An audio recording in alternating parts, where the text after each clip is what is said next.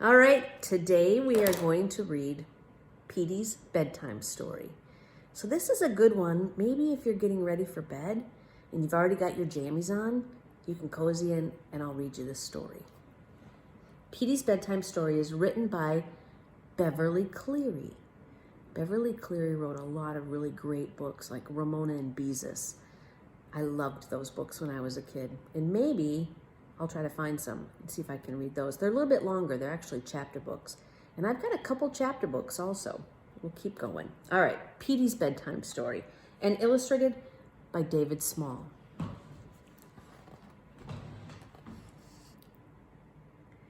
Some boys and girls don't like to go to bed.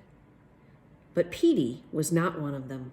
Petey liked to go to bed.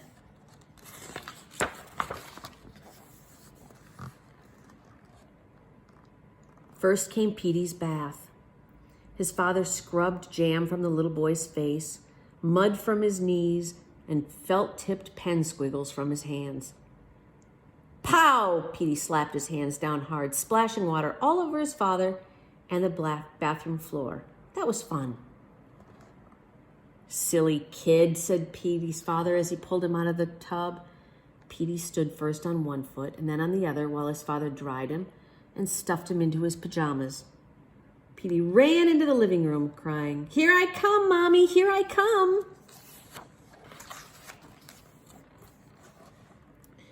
Petey's mother caught him, gave him a big hug, and said, You are my sweet, clean little boy."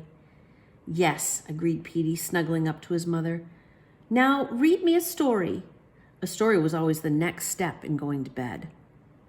So Petey's mother read a story about a baby alligator who went to sleep in nice soft mud, and the story made her yawn. Now it was Petey's father's turn. Petey chose his favorite book. With a sigh, Petey's father read Petey's story about the 4 baby gophers falling asleep all warm and cozy in their soft little nest lined with fur and grass, and he yawned too.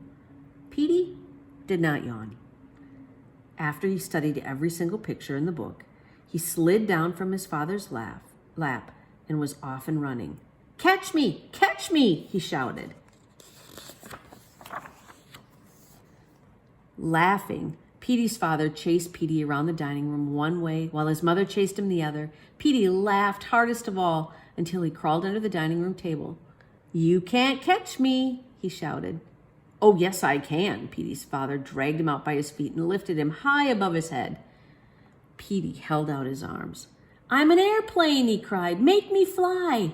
"I'll fly you right into your bed for the night," said Petey's father, as he carried the airplane that used to be his little boy down the hall and dumped it on Petey's bed.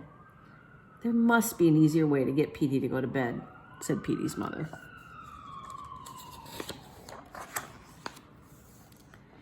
"If you find an easier way, let me know." Petey's father brought him a drink of water before he had time to ask. "Don't forget to check for monsters," Petey said. Petey's mother shut the closet door and looked under the bed. "No monsters hiding here," she told Petey. Petey bounced off the bed. "Good night, Mr. Bunny," he said.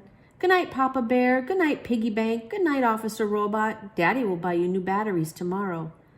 "Now into bed with you," said Petey's father. "But I haven't said my prayers." Petey knelt beside his bed and began, "God bless Mommy and Daddy," while his mother and father listened patiently because interrupting prayers was bad manners. Petey blessed everyone he could think of, his nursery school teachers, his aunts and his uncles and his cousins and his neighbors and their dogs and their cats. And when Petey had blessed everyone in his nursery school except those who threw sand, he gave up and climbed into the bed. When his father turned off the overhead light, Petey said, "Good night, light bulb."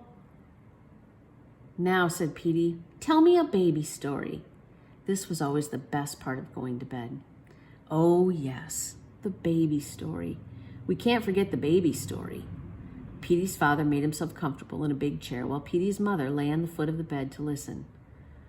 "Once upon a time," Petey's father began, "2 nice people were expecting a baby. They knew that they had to go to the hospital when the baby was ready to arrive." And his head began to nod. "Daddy, don't stop," cried Petey. "Mommy's toenails come next. Don't leave out Mommy's red toenails." Petey's father opened one eye. "Why don't you tell the story, Petey boy? You must know it by heart." Okay, said Petey, and he began.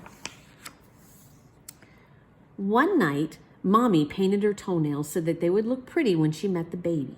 And after that, she was busy knitting a little blue sweater, just the right size for... Here Petey had a new thought. Mommy, what was I wearing when I met you? He asked. Petey's mother lifted her head from the bedspread. Oh, you were naked. Mommy! Petey was shocked, and his mother should have taken better care of him, but then he understood. She hadn't finished the sweater in time. Petey continued his story, which so far was true. Suddenly, Mommy said, Quick, our baby wants to meet us. Daddy grabbed her suitcase and carried her into the car and drove off in the dark at 100 miles an hour. I did no such thing, said Petey's father. You do in my story, said Petey. If you say so, said Petey's father as he closed his eyes. Petey decided to make the story more exciting. Soon, Mommy and Daddy heard a siren. Woo, woo, woo. They saw red lights flashing and off and on, and Daddy said, Oh, no, not now, and stopped the car. A police officer got out of his police car and said, Where do you think you're going? And Daddy said, To the hospital to meet our new baby. I don't have time to go to jail. And Mommy said, Please, Mr. Officer, I'll see that our baby's father behaves himself, and if he doesn't, he can't watch TV for a whole week. The officer said, If you promise to make him mind, I won't arrest him this time, but he better be good, or I'll arrest him if I ever catch him again. Daddy said, Thank you, Mr. Officer. I promise to be good, honest. And then Daddy drove very, very slowly because he didn't want to miss football on TV. Next, a big yellow fire engine came down the street going, Ew, ew. And Daddy pulled over to the curb and Mommy said, You can't stop now. And Daddy said, I have to or I'll get arrested. Petey had strayed so far from the story that he'd heard so many times that he now had to stop and think, what could happen next? Oh, I know, said Petey. Suddenly, the car stopped and Daddy forgot to buy gas. What do we do now? Asked Mommy. Our baby won't wait forever. Daddy jumped out of the car and ran lickety-split to a gas station. Here, Petey was puzzled, and he said, Daddy, how can you buy gas without a car to put it in? Petey's father roused himself. They lend you a can for the gas. Oh, Petey was satisfied. Then Daddy ran faster than a rabbit, quick back to the car where Mommy was saying, Hurry, hurry, and Daddy poured the gas into the tank and drove off. Faster, cried Mommy, lots faster. I don't want the officer to catch me and make me miss TV, said Daddy, but he did drive a tiny bit faster until he reached the hospital. Petey was stumped. Then what happened, Mommy? He asked. When? Petey's mother did not even open her eyes. Petey was impatient. What happened when you got to the hospital? His father always skipped that part. Oh, Petey's mother was barely awake. Nurses came running and whisked me away in a wheelchair. Petey went on to make up his story. A wheelchair? What fun! So Mommy got to race up and down while all the doctors and nurses shouted, Here comes the baby! Here comes the baby! Mommy waved and blew kisses. Daddy yelled, Come on, baby! Come on! The way he yelled at the TV when he watched football. Then the nurses pushed Mommy into a room where all the doctors and nurses looked at Mommy's pretty red toenails. And while they were looking, ta-da! The great baby, me, arrived. I was wearing a bow tie and cowboy boots. Petey stopped to think.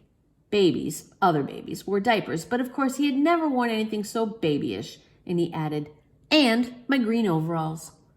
And everybody said, What a great baby. He's the greatest baby in the whole world. And Daddy said, Yep, I'm his father. And Mommy said, And I'm his mother. His name is Peter, but I'm going to call him Petey Boy. Mommy was so happy and so sleepy that she went to bed, but I ran up and down the hall telling everybody, I'm a great baby. I'm Petey Boy, a great baby. But then it was morning, and Daddy went out to move the car so he wouldn't get a parking ticket. But guess what? There was the policeman. Please, Mr. Policeman, begged Daddy, don't give me a ticket. I don't want to miss TV. I couldn't move the car because we were so busy meeting our new baby. Congratulations, said the officer, but here's your ticket. Daddy was very sad because he wanted to watch football, so he took the ticket to the city hall and said to the judge, I didn't mean to park so long, but I was waiting for our new baby, and I promised to be good after this. And the judge said, sorry, you have to pay anyway. And Petey laughed and repeated, sorry, you have to pay anyway. Those words were the words that ended the story every night. That was the best part of the story. His father really did get a parking ticket. Petey discovered that his mother and father were sound asleep.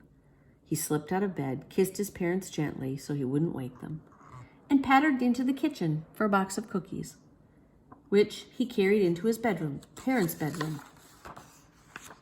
He climbed up onto their big bed, where he ate every single cookie, and then Petey lay back and listened to his father snore in the next room.